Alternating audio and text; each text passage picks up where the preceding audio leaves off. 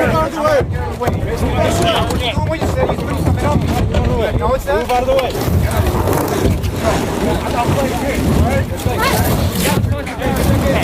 trying to make sure she's okay.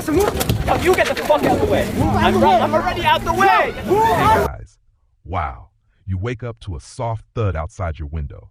Not the kind of thud that makes you bolt upright, but the kind that tickles your subconscious and pulls your eyes open just enough to catch the blue and white flash of an unmarked van. It's 5:16 a.m. in a suburb outside McAllen, Texas. Mist rises off the lawns. A dog barks once, then goes silent. You think it's the recycling truck until the yelling starts. And then you hear her. A little girl, not screaming, but confused. "Papa?" she says again and again, her voice tiny, brittle. You roll over and peek through the blinds. What you see, you probably won't survive this. Two men in navy windbreakers are pinning her father, barefoot and in his pajamas, against the hood of a Toyota Corolla. His wife stands motionless in the doorway, clutching a toddler. The little girl, 5 years old, at most clutches a stuffed flamingo and tries to climb into the back of the van after him. One agent calmly shuts the door in her face. So before you get comfortable, take a moment to like the video and subscribe, but only if you genuinely enjoy what I do here. And if this is your story too, drop your location and your local time in the comments. I want to see how far this story travels, and let's go on the journey of today's story together. The girl's name is Lucia. Her father, Miguel, worked nights at a refrigerated warehouse in Far. He had no criminal record. He coached youth soccer, sent money to his mother in Veracruz, and filed taxes for 6 straight years. Someone flagged a Social Security discrepancy 2 years ago, never followed up. But now, under a new enforcement algorithm announced in early June, ICE began revisiting dormant anomalies. That phrase, dormant anomalies, means quiet people, invisible people, people who are suddenly gone. This town will be different now. You already feel it. The grocery line is shorter, the soccer fields are silent, and Lucia, she hasn't spoken in 3 days. It didn't happen gradually. That's the first thing you need to understand. ICE didn't quietly build toward this. No careful rollouts, no public debates, no warning bulletins. One morning in early June 2025, the arrest just exploded. A 268% spike in daily apprehensions. That's not a typo. That's ICE. Suddenly jumping from an average of 520 daily arrests in May to nearly 1,920 a day in June. One memo, one digital switch flipped, and the quiet rhythm of immigrant life across dozens of American cities shattered. The official justification? Operational efficiency optimization. That's what they called it. The internal document, obtained by ProPublica, used language that felt more at home in a software company than in a government agency, with the power to tear families apart before sunrise. So what changed? Behind the scenes, a policy directive called Target Group Recalibration Protocol was greenlit in late May. It broadened ICE's priority categories to include identity irregularities and prior administrative flags without requiring proof of recent violations. Meaning, people previously considered low risk were suddenly active targets. It wasn't just that more people were arrested, it was who they were. In Cincinnati, a Guatemalan grandmother was picked up while walking to dialysis. In Bakersfield, California, 2 high school seniors were detained on their last day of school, despite both having pending DACA renewal applications. And in a particularly egregious case in Marietta, Georgia, ICE mistakenly arrested a Pakistani software engineer with full legal residency due to a paperwork mismatch. He spent 4 days in a detention facility before they let him call a lawyer. Even more chilling, track data from Syracuse University revealed that 71% of the June 2025 arrestees had no criminal record whatsoever. And it wasn't just happening in traditionally red states. Even so-called sanctuary cities saw raids increase, often by exploiting gray areas in local law enforcement cooperation. An agent near San Jose was overheard on body cam saying, "We got the green light now. No one's off the table." That's the policy. But the reality? It looks like a van disappearing down a suburban cul-de-sac, taking someone who won't be back. You don't know Pedro Enriquez, but you might have walked past him in Home Depot. You might have seen him balancing precariously on a 3rd-story scaffold, laying tiles on a new development. You might have sat beside him at your kid's soccer game, not knowing the life he built quiet, legal, and utterly fragile. Pedro is 43.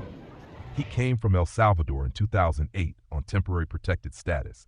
He married a U.S. citizen in 2010, and by 2014, he held a legal permanent resident card, green, laminated, embossed with the seal of the United States. But on June 7, 2025, ICE arrested him anyway. They said his name matched one flagged in an old customs database from 2011, that the Pedro Enriquez on that list had failed to appear in immigration court in Arizona. Never mind that our Pedro has never set foot in Arizona, and that his biometric data fingerprints iris scan was on file. The agent who picked him up in the parking lot of a Walgreens in Tucson glanced once at his green card and shrugged. It could be fake. That's all it took. Pedro was shackled, placed in a transport van, and driven 4 hours to Florence Detention Center. There, he was placed in a shared cell with 18 others. One had scabies, one had untreated diabetes. The air conditioning broke on day 2.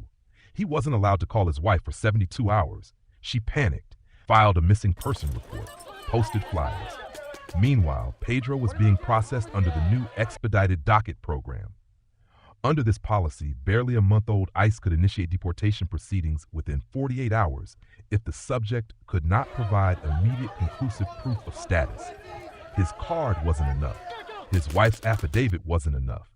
Only after an attorney from the ACLU intervened did ICE pause his removal flight 4 hours before takeoff. It's easy to think errors like this are rare, but they aren't. In 2023, ICE paid out $2.5 million in wrongful detention settlements. In 2024, that number tripled.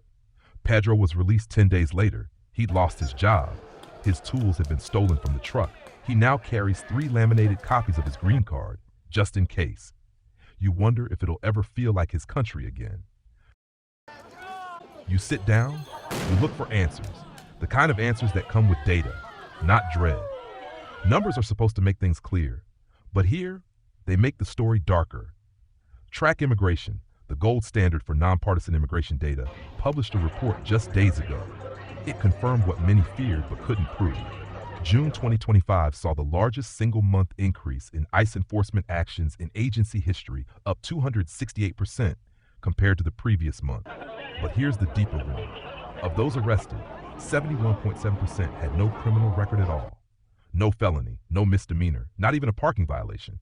Their violation, in most cases, was purely administrative, missed paperwork, expired ID, or like Pedro, misidentification. The numbers unravel further. A breakdown of the arrests shows that 18% were DACA recipients with pending renewals, 9% were asylum seekers awaiting hearings, 6% were legal residents flagged by internal database inconsistencies. And ICE knows this. That's the part that sits heavy in your chest. An internal memo obtained by the Marshall Project reveals how agents were instructed to maintain daily activity metrics and increase field visibility to fulfill 2025 engagement goals. Translation: arrests were the goal, not accuracy, not justice. Then there's the technology. A Reuters investigation found that ICE's use of AI tools to flag suspicious individuals often relied on outdated or incomplete data. One facial recognition system used in a recent arrest had a 41% false match rate in field tests. And yet, it's still being used across 11 states. So yes, you could be next because a camera thought you looked like someone else. And then there's something you didn't expect to see. ICE.gov posted a press release in June praising Operation Bright Border, the operation responsible for these mass arrests. It includes a photo agents posing in front of an RV park in El Paso, smiling, thumbs up. They look proud. They call it success. But from where you're standing, it looks like a system that knows it's broken and keeps breaking things anyway. So now you ask the question, maybe out loud, maybe just in your head. Is this justice, or is it control dressed up in a badge and barcode? There are people, smart people, who argue the system works. That these raids, this sudden surge, this 268% jump in daily arrests is necessary. They'll tell you the rule of law matters, that borders matter, that enforcement keeps us safe. They cite trafficking cases, drug seizures, records of genuine criminals caught in the net. And yes, they have a point. In Kentucky this month, ICE arrested a man wanted for human trafficking out of Nicaragua. He'd been hiding in plain sight for 3 years. Without aggressive tactics, he might have never been caught. That's the headline the New York Post ran. ICE nabs global fugitive in Louisville raid. It got clicks. It made people feel protected. But here's the part they leave out. That same raid swept up a mother of 2, Lucia Rivera, a Honduran domestic worker with no criminal record, no prior deportation orders. She was taken from her employer's home in the same van as the trafficker. She's been held in detention for 19 days now. No court date, no interpreter. Her kids, ages 8 and 12, are staying with a neighbor who doesn't speak Spanish. You tell yourself, maybe that's just a mistake. But it's a mistake repeated thousands of times. Critics argue this isn't about safety, it's about metrics, arrest quotas, political posturing during an election year. They point to the engagement goals memo again, where ICE agents were told to increase apprehensions to maximize operational visibility. And in a Wired review, a former ICE agent admitted off record, the system isn't targeting criminals, it's targeting volume. So where does that leave you? Maybe you're someone who believes in law and order. Maybe you're someone who believes in mercy. Maybe you're both. But what happens when the law stops being merciful, when it becomes a factory for fear? This isn't just about who's legal and who's not. It's about who we are when no one's watching, and who we become when someone is. The headlines don't tell you what happens the day after the raid. They never do. They don't show the silence in the bakery line, the way the classroom feels a little too empty, or how the local pharmacy notices 10 fewer prescriptions being picked up. That's what you feel, first the quiet, the kind of quiet that says something's gone. In Toledo, Ohio, a small town with a tight-knit immigrant population, ICE conducted a multi-day raid in mid-June 2025. The official release said 37 targets were apprehended. The local news framed it as a neutral report. ICE executes planned enforcement operation. No outrage, no analysis. But you talk to residents, and the truth bleeds out. 3 brothers who ran the same roofing company didn't show up for work Monday. Their entire crew was detained, 6 men, all without records. A Salvadoran woman named Daniela, who cleaned 3 downtown office buildings overnight, vanished mid-shift. Her vacuum was still running when her supervisor found her badge on the floor. She hasn't called. Her children are being looked after by a cousin who just turned 18. Then there's the school. At St. Marcus Elementary, 11 students are absent the morning after the raid. The principal sends home a letter that doesn't mention ICE, just says, "We hope to see our missing friends back soon." One teacher, who asked to remain anonymous, told a Marshall Project reporter, "We stopped saying the word deported in class. The kids started flinching." This ripple effect is invisible from a helicopter camera, but it's real. Local grocers say weekend sales dropped 23% that week. A community clinic reported a spike in anxiety-related ER visits. And in a story that didn't make national news, a diabetic man missed his insulin refill because his niece, his only ride, was taken during a workplace sweep. And all of this for what? A line item in a quarterly enforcement report. These aren't people living in the shadows. They're the roots holding up small towns, delivering, teaching, caring, cleaning. When ICE rips them out, the soil doesn't just turn over, it starts to collapse. You start to forget what fairness feels like. Because when the law moves like this, fast, brutal, impersonal, you begin to lose track of where justice ends and punishment begins. And the people who see it every day, they begin to go numb. In a town like Bakersfield, California, where immigration enforcement has long been part of daily life, something shifted this summer. You walk past the taqueria where Maria used to serve lunch. It's closed now. Paper signs in Spanish flutter in the window. Not for rent, just gone. Down the street, the laundromat where 4 families used to gather on Sundays is quiet. No kids running between dryers. No fathers folding soccer uniforms. It's not that ICE took them all.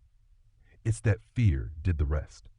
A local pastor, Father Alonzo, tells you people don't call the police anymore, not even when someone's hurt. They think reporting a crime means reporting themselves. This right here is the collateral damage. The emotional erosion of a community that once trusted its schools, clinics, churches, now looking sideways, checking exits, whispering in parking lots. You watch people shrink, and then you learn something stranger. On the ICE website, you find a community engagement toolkit. It's real. It's a guide meant to help ICE connect with local partners and build trust. One section offers sample scripts for hosting informational town halls. Another explains how to identify non-compliant households. Non-compliant?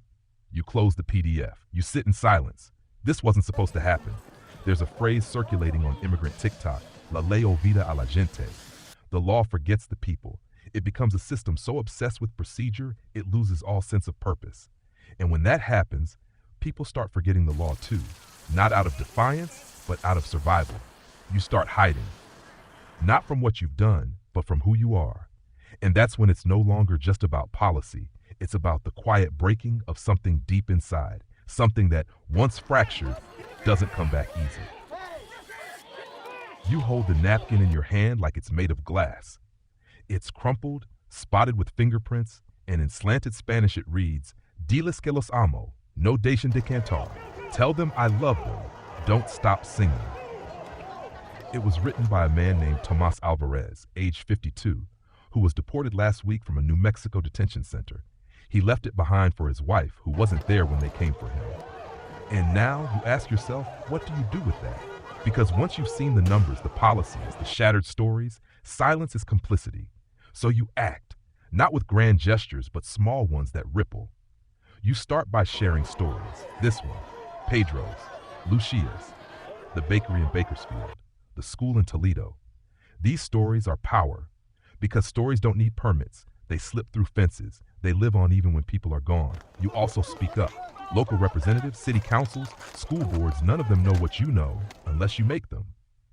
ICE operates in shadows. You can shine light. You can demand transparency, question contracts, ask who profits from fear. And yes, there are tools. Track offers interactive maps to track local ICE activity. The ACLU provides legal hotlines and pro bono connections. There are shelters and safe spaces being built by church networks from Chicago to Laredo. If you don't know where to start by asking. Even a meal matters, even a ride to court. And maybe, just maybe, you remind people not to stop singing. Because Tomas wasn't a criminal. He was a mariachi. He played weddings and baptisms. His voice carried joy. His children don't remember a night without his songs. That napkin isn't just goodbye. It's a challenge, so take it. Hold it like it's real, because it is. It was in someone's pocket when he was shackled. It was meant for someone who hadn't given up yet. Don't give up either. You can hear the refrigerator humming in the background now. The house is still. The sky outside your window has shifted early evening, maybe, or dawn. You're not sure anymore. Because stories like these rearrange your sense of time. It's quiet, but not the kind of quiet that comforts. It's the quiet after something has cracked. The moment when you realize the country you thought you understood is not as solid as you believed. But maybe that's the beginning, not of despair, but of something truer, something that acknowledges the break so you can start to rebuild differently, gently, justly. Lucia still doesn't speak much, but she draws. Her last drawing was a blue van with wings. So Daddy can fly home, she said. She's waiting. So is Pedro. So is Daniela. So are the unnamed ones, the ones whose names didn't fit in headlines, whose kids aren't in the roll call, who are still dreaming in the dark. You can't fix everything. You're not supposed to. But you can care. And care, my friend, is the most rebellious thing left in a system that depends on your indifference. So before this fades into just another video, I want to ask you, light one candle, share one name, forward one story. That's how memory survives the silence.